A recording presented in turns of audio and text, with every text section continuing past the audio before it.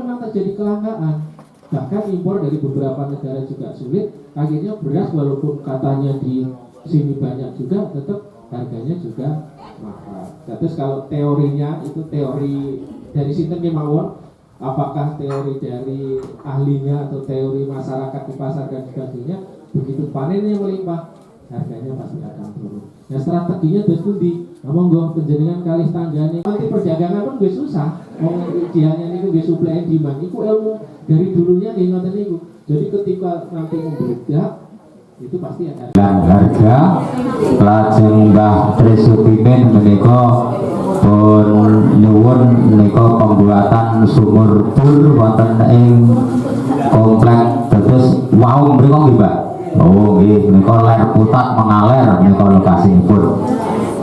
Kula pribadi Pak kula Bejo Riyanto saking Padukuhan Jambe RT 0 menika nambah kados kala pun pengandikaaken saking Pak Ketua bilih kelompok tani Sidomulyo utawi Padukuhan Jambi menika dereng nggadahi multi tracer. Dados menika estu bantuanipun kagem sedaya kadang warga kelompok tani Sidomulyo.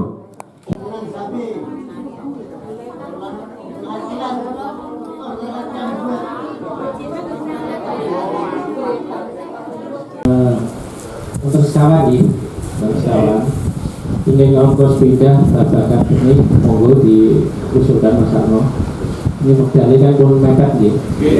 Kita usahakan nanti alokasi perubahan dari tentunya dari teman-teman Kementerian Pusat yang upayakan untuk segera diakses, terutama kering ya. Lahan kering kemarin yang masuk sekitar tadi dapat laporan sekitar 2000 sekian hektar, dan tadi Pak Sesdi menyampaikan juga kalau masih butuh beberapa yang akibat penuh dan tanah kering. Nah, mudah-mudahan nanti kami upayakan monggo Mas Arno untuk yang kebutuhan di data SPDL nanti segera kami upayakan. Sekali lagi saya bukan janji tapi akan kami upayakan, mudah-mudahan waktu yang singkat ini nanti masih bisa datanya segera kami tunggu. Itu beberapa titik banyak yang itu yang pertama. Yang kedua terkait dengan menstabilkan harga Pak. Dan terus kalau harga itu supply and demand, jadi sepanjang panjangnya produksinya banyak kemudian yang membutuhkannya itu sedikit, dan itu pasar Pak. Yang mengendalikan itu pasar itu di zaman juga yang menikah. Pas lagi panen amblek, pas lagi larang itu biasanya habis. Nah, itu caranya panjenengan harus bisa memetakan kira-kira pasarnya ini pada musim ini yang nantinya kebutuhannya itu banyak itu nopo. Dan jangan sampai nanti semangatnya itu semua sama. Begitu satu tanam semua. Begitu ini ya itu yang mengakibatkan suplai kita melimpah. Dan terus memang kita bertani sebelah nandur sawi, iso sebelah nandur tomat, sebelah nandur cabai dan sebagainya. Kalau nanti sudah orang itu profit, tentunya kita harus bisa memetakan berapa sih skala kebutuhan. Uang nandur niku kebutuhan masyarakat kita dari tahun ke tahun bukan nambahin, bukan pati oke. Hanya kisaran itu saja. Tinggal kita yang nanti bisa memetakan waktu saya kita nandur bawang, sebelah nandur cabai, sebelah nandur sawi dan sebagainya, sehingga marketnya ini bisa stabil. Dan terus pasar itu sinten mawon sing ditangkong kekeng lihat stabil itu yang ngapunten di kita. Nggih Pak Iri, tentang kegiatan hari ini napa niki Pak?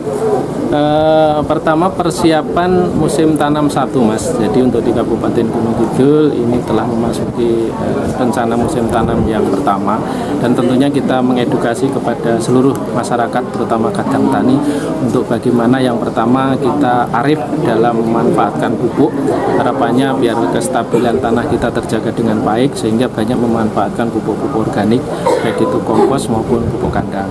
Yang kedua tentunya kita juga melihat lebih dekat kira-kira apa-apa saja yang menjadi kebutuhan dasar petani, dan tentunya kita selaku pemerintah akan berupaya bagaimana kebutuhan petani ini nanti bisa terpenuhi, sehingga pada akhirnya produktivitas kita juga meningkat, kemudian di sisi lain mudah-mudahan indeks pertanaman kita juga meningkat, yang pada akhirnya kebutuhan pangan kita, swasembada pangan, kemandirian pangan ini bisa kita upayakan. Dan kami yakin Kabupaten Gunung Kidul dengan luasan lahan yang cukup luas jika dibandingkan dengan kabupaten kota yang lain, ini kita akan mampu memberikan sumbangsih kebutuhan pangan baik secara kabupaten, provinsi, syukur-syukur di tingkat nasional. Ya, ada harapan khusus untuk para petani saat ini, Pak?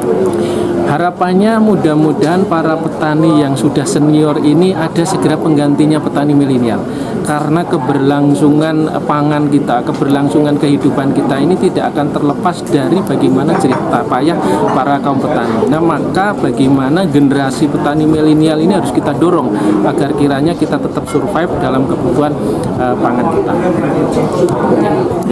Bu Suratmi, Sebagai Dukuh Jambi. terkait kunjungan Pak Heri di Jambi ini, harapannya dari masyarakat seperti apa, Bu? Minta supaya kelompok tani di Dusun Jambi supaya maju dan bermanfaat bagi petani di Dusun Jambi ini. Ya, kalau untuk petaninya sendiri, mayoritas masyarakat Jambi itu sebagai petani atau seperti apa tuh, Bu? Mayoritas petani. Ya, kalau untuk jenis tanaman sendiri, palawija atau sayuran atau seperti apa yang ditanam? Kalau palawija itu padi, kacang, telang, sama kedelai, jagung gitu. Ya. Mat.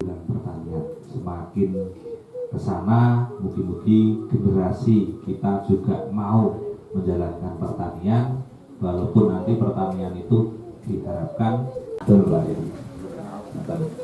Dan juga yang paling banyak memang komoditi tidak sesuai harapan, tapi tetap semangat menanam. Kita persilakan. Namun kami mewakili kelompok, kami masih butuh